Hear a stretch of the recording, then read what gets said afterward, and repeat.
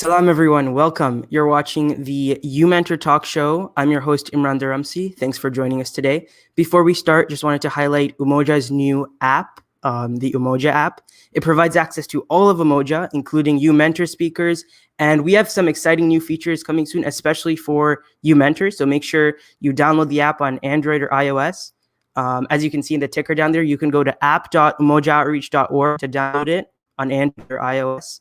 Or just search on the Play Store or App Store for uMoja. Today we're joined by Sister Sarah Najdi. She's a second-year engineering student at the University of Toronto. She studies materials engineering, and she's curious about the practical applications of science. She has interest in biomaterials, nanotechnology, physics, and solid-state chemistry. She also enjoys reading and volunteering for youth programs at her mosque. So with that, let's welcome Sister Sarah. Assalamu alaikum. Salam. How are you doing? Alhamdulillah, I'm doing well. How are you? I'm good, alhamdulillah. Thank you for joining us today. Thank you for having me. Yep, you're welcome. So I guess the first question is, how did you decide to study materials engineering? So I didn't originally always know that I wanted to study engineering, but ever since a young age, I was always interested in science. And towards high school, I realized that I was really interested in physics and chemistry in particular. So when it came time to apply for university and college, I started asking myself, okay, why do these things interest me? Why do I want to study these things? And it came down to the fact that I really enjoy learning about the applications of science and how they can be used to solve real-world problems and make something beneficial out of it. So that basically drew me into engineering. In the beginning, I was only aware of the main disciplines when it came to engineering, so mechanical, civil, electrical, industrial, and chemical engineering. And I was thinking to myself, okay, I like engineering, I like physics, I like chemistry, I'm going to apply for chemical engineering. So I started doing a little bit more research about engineering, and then I realized that some universities offered materials science and engineering at an undergraduate level, and that spoke more to my interests. And so that's what I went for. So I applied for material science and engineering. Yeah, that's interesting. So what innovations that are up and coming drew you to that field of materials engineering? Something that's relatively new and that's really interesting is basically smart materials or intelligent materials. And it's basically materials that are developed with properties that react to changes in the environment, whether it be like temperature, light, pressure, pH levels, and things like that. A specific example I can think of on the top of my head, and the reason I can think of this example right away is because I did a project about it in high school, so I read a lot of research papers about it, and as I was doing that, it got me more interested into for materials science and engineering. Basically, what it is that bacteria is embedded in concrete, so there's a biological reaction that happens. So when the concrete cracks, it's exposed to the oxygen in the air, and that causes the bacteria to produce limestone, which is like the key component of cement, and that basically like self-repairs the concrete. It's towards more sustainable materials. And something else that's really popular is nanotechnology, and I'm sure you've heard of it, and a lot of people in the audience have heard of it. Right. Yeah. Yeah, it's something that's currently being explored because it has a lot of potential in many different areas. So it seems to me that materials engineering is at the nexus of a lot of fields. Just like when you gave that example of the concrete with the bacteria that react with oxygen, there's so much going on there.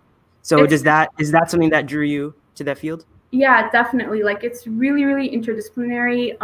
Basically what it is you're studying the structure and the properties of materials and how you can test and modify these materials in order to suit new applications. So if you think about it, a lot of things that engineers design or a lot of things that we deal with on a day-to-day basis that are physical, they're very limited by the materials they're made out of. So it touches a lot of different fields, whether it be like the automotive, aerospace, biomedical fields. So yeah, you can definitely do a lot with it. So I guess let's transition to applying for university. We had a US applying special a few weeks ago, but we haven't really talked about applying to university in Canada. So I thought this show would be the perfect time to do it. Yeah. with you studying at University of Toronto, which is one of the top universities in the country. So what should high school students in Canada know about applying for university? Yeah, so the process is definitely different depending on where you're applying from and where you're applying to in Canada. So I can speak about being in Ontario and applying to a university in Ontario because that is what I did. It's definitely different if you're applying out of province or you're applying even out of the country. But basically, everything is centralized at the Ontario University Application Center, which is basically a website you log into. And unlike other provinces or maybe even in the States, you're not applying directly to the university or directly to the program. You're applying through this system, and you're just doing one application, and it sends it to all the universities you're applying to in Ontario. And unlike America, or the States, where they focus a lot on maybe standardized testing or application essays, or maybe they want to look at your volunteer and extracurricular activities, here in Ontario, it's mainly focused on grades. A lot of programs, you really don't have to send anything in besides your high school transcript. And they emphasize a lot the importance of grade 11 and obviously the most important grade 12 grades. But I will say though that depending on the program, because there are several competitive programs that do require more than just your high school grades. For example, when I had to apply to the University of Toronto for engineering, I did have to send in, for example, a video. I had to answer a couple of questions. Had to send them my things I did outside of school, whether it be like volunteer, if I had a job, all the extracurricular activities. So it's definitely different, but most programs do only focus on your high school transcript. So what happens, let's say you get into the University of Toronto, maybe you get into like life sciences or something like that.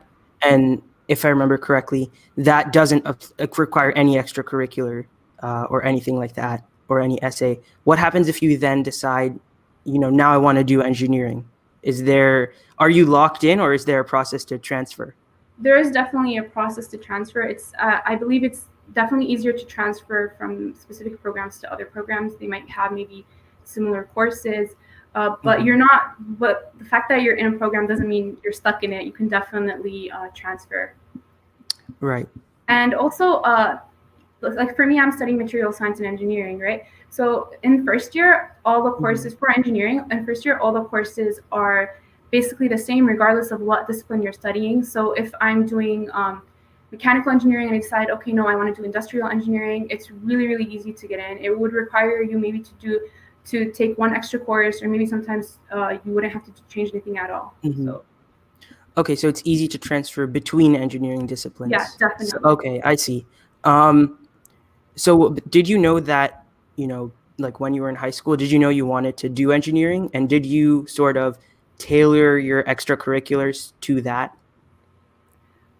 So I didn't always know I wanted to do engineering, but I was involved in high school, but I feel like because in Canada, they wouldn't necessarily look at these things. I wasn't pressured to join maybe a club or something just because it'll help my application process. But it is definitely important to be involved in high school. For Canadian or high school students in Ontario watching, that's definitely something that's really, really important. But I didn't feel like it was necessary for me to just tailor what I did because of I wanted to apply to a specific program. But I definitely did do a lot of things. Like I volunteered a lot in mosque because that was something that was important to me. I felt like it was really important to give back to community. I was part of student council, several clubs and competitions, sports, just because I found it fun, something to do outside of school. So there's this scientist in school, which is basically where you conduct STEM workshops for students in primary or elementary grade just to get them interested in science. Those are all things I found interesting. I didn't really necessarily do them just because I wanted to get into my program. All right. So I guess your advice to high school students in Ontario who are maybe undecided, don't know what they want to do, would be just do what you like, and eventually you'll find something that you want to do. Well, yeah. Well, my advice to high school students would be, when it comes to the extracurriculars, is definitely be involved. It's a great way for what you're interested in, whether you want to just pursue this professionally, or maybe it's just something you want to do on the side because you're interested in. It's also a really good way to develop like social skills or leadership skills. It's really important, and it's also a good way to meet new people and network and things like that.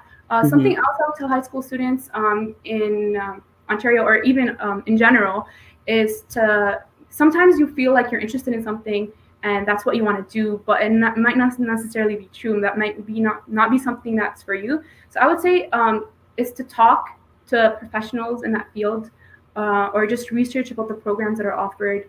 That'll help you give you a better sense of what you can do, basically.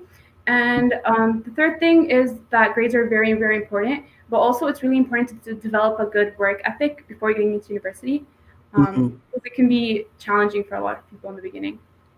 Yeah, so I heard that, well, I specifically heard about University of Toronto, but maybe across the board, that first year is very difficult. So how do you advise people to avoid getting overwhelmed during first year? So something that's really, really important, and any upper year you talk to will always tell you, like, time management is key. Not only is it academically challenging, but compared to other majors, your schedule is going to be packed. You're gonna have class every day. You basically, I'm speaking for the University of Toronto, and I'm pretty sure, talking to my friends from different engineering programs in Ontario, they also tell me that you don't have the luxury of choosing your own schedule. It's basically set for you. You don't have a break. You have class every day. So you have to be able to manage your time really, really well. Something else I would say about in regards to that would be to always ask questions. I remember I would always shy away from asking questions or asking my TA or my professor, just because I be like, oh, I should already know this from high school, or nobody's else is asking this question. It's probably like a dumb question. But you're there to learn, and that's their job. They're there to teach you. So never shy away from asking a question, is what I'm trying to say. Something else I would recommend is knowing, like, so basically taking a break. It can be like really straining. So you should always have that outlet where you relax and take things easy outside of school, obviously. So maybe also getting involved in clubs that the university offers? Definitely. So how about your experience with that? Like, what are you involved in on the extracurricular side? So in the beginning, I wasn't really involved. I was commuting a lot, so I felt like, and I was focusing a lot on studies, so I didn't really get that involved. But the university has a lot. They basically say there's a club for everything, and it's true. And it's important to maybe join something that's related to your program, maybe a design team, a club, things like that. It's really important. Or sports, maybe, if that's what you're into. They offer a lot of things.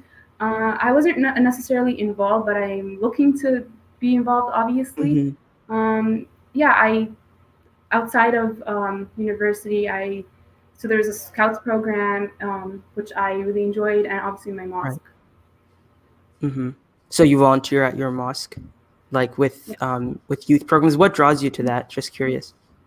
A lot of so what draws me to that is basically so it comes back to how I was talking about in high school. So I did the scientists in schools, and I really like that. So it comes back to like what I'm interested in the future. So basically, right now like I said, in first year, all the courses you take is really general. So I haven't really gotten into like explored specific areas in my field, but I'm really interested in research more than I am in industry.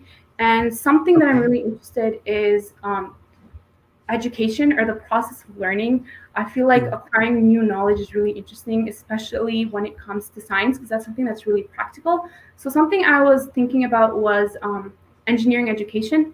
And this is funny because it comes back to what I was saying about talking to your professors and exploring your program. So I'm currently taking a summer course, and after one of my lectures, it was physical chemistry, out of curiosity, I just asked my professor what she did her thesis on, and she's like, I did my PhD on chemical learning, problem-based learning, and engineering education. And I was like, oh, cool, that's something I was interested in. So I got to ask her a bunch of questions about that. I feel like I'm really drawn to it because I feel like as technology advances and things like that progresses, the quality of education, or just the way we acquire knowledge, should also progress in that sense. So I'm really interested in teaching, basically. So, so this is interesting because at the beginning you're talking about smart material, and now I guess we're talking like a new Yeah, way to learn. Like, there's definitely a so, lot of different uh-huh, things, yeah, that encompasses the field of engineering, and even like when you're talking about specific disciplines as well. right. Okay, so would you say, let's say someone is hesitant to maybe decide that they want to pursue engineering because maybe they feel like there's only one type of career that doing an engineering degree could lead to. Would you tell them that like it's a pretty open field with a lot of stuff, a lot of developments, a lot of new career opportunities? Yeah, definitely. Like I mentioned, it's Hmm. really interdisciplinary, and there's a lot you can do. You can work research, industry, in labs. There's a plants, manufacturing. There's a Hmm. lot of different things, different areas like medicine. Basically, engineering, like it touches literally everything. There's no limit on what you can do. I feel like you could say that about any degree, but when it comes to engineering, it really is true. Interesting. Yeah. So thank you for giving us that overview. We do have an audience question from Kazmi M. Yeah. So if we could put that on the screen, do you feel with such a competitive degree, you find that surrounding yourself with people that are very productive and focused is important, especially in first year? Yes, definitely. I feel like it's really, really important. When you're going to university, it's a new environment. Hmm. You're gonna meet a lot of different people. It's really easy to get carried away and lose focus of what you're there to do, which is basically just learn and pursue education and a career and things like that. It's definitely important you associate with people that have the same, not necessarily the same mindset of you, but very clear and good goals for the future. Like study groups is something that a lot of people say is really important, and it really is. So definitely associating yourself with people that are productive, it's Hmm. really important, especially I think in the question he mentioned, especially in first year, which is definitely true, because first year is, a lot of people will tell you that first year is a little bit hard because you're exploring, or you're finding what like studying methods best suit you. It won't be the Right. same for a lot of people. It won't, what worked in high school won't work in university. So that's why one of the reasons why first year is one of the more challenging years. So definitely Mhm. having people around you that support you or help you stay focused is definitely important. It's a good question. Yeah, interesting. And so I know you said you commute. So do you feel like that maybe helps you because not everything changes, you don't move to a whole new location and all that when you started first year. Do you think that also helped you stay focused? Sorry, can you repeat the question? Yeah, sure.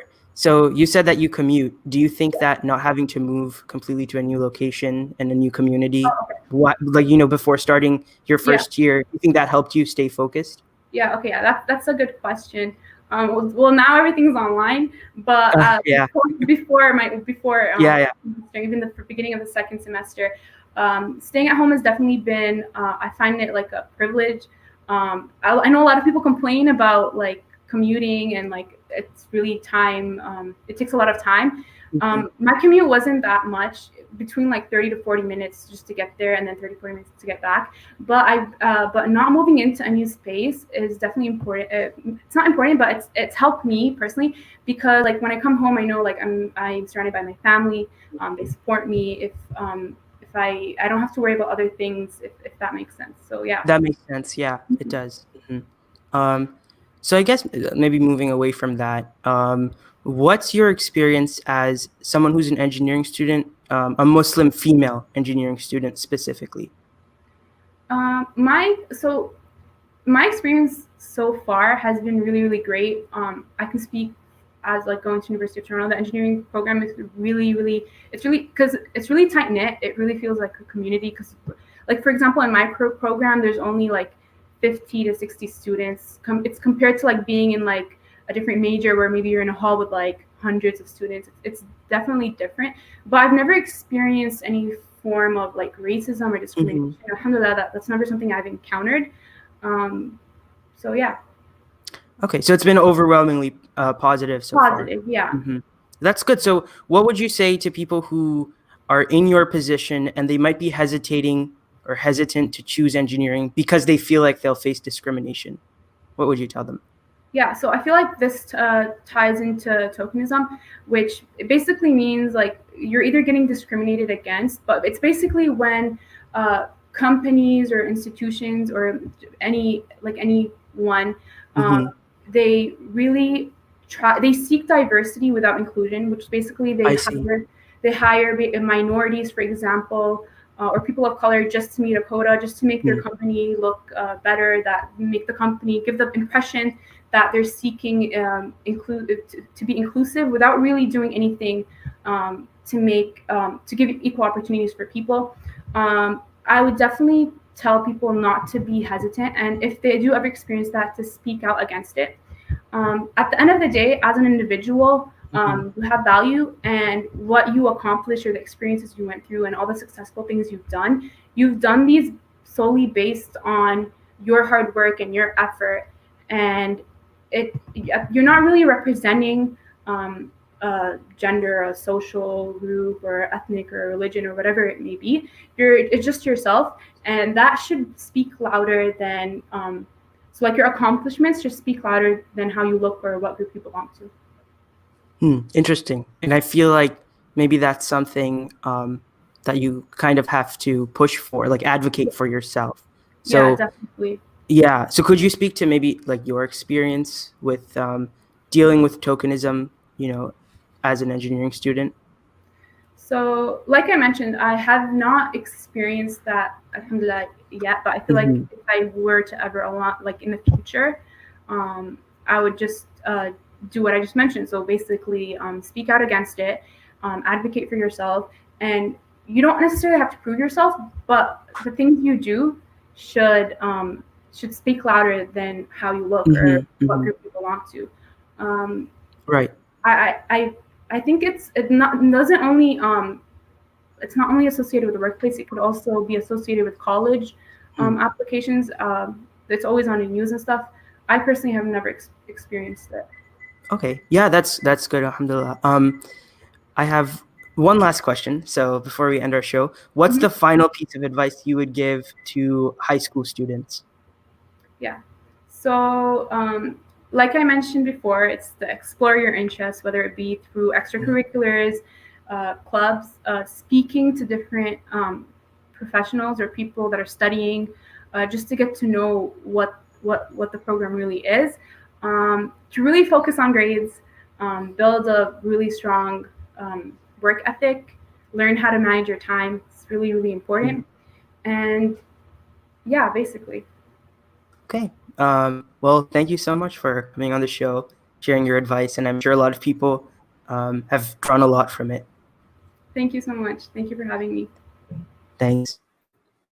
You're just listening to the uMentor Talk Show. Join us on September 5th for a conversation with Brother Jihad Saleh Williams.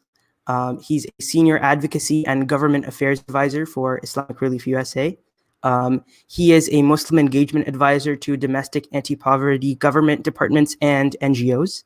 Again, that's going to be Saturday, September 5th at 3 p.m. Eastern on YouTube Live. Thank you so much, everyone, for tuning in.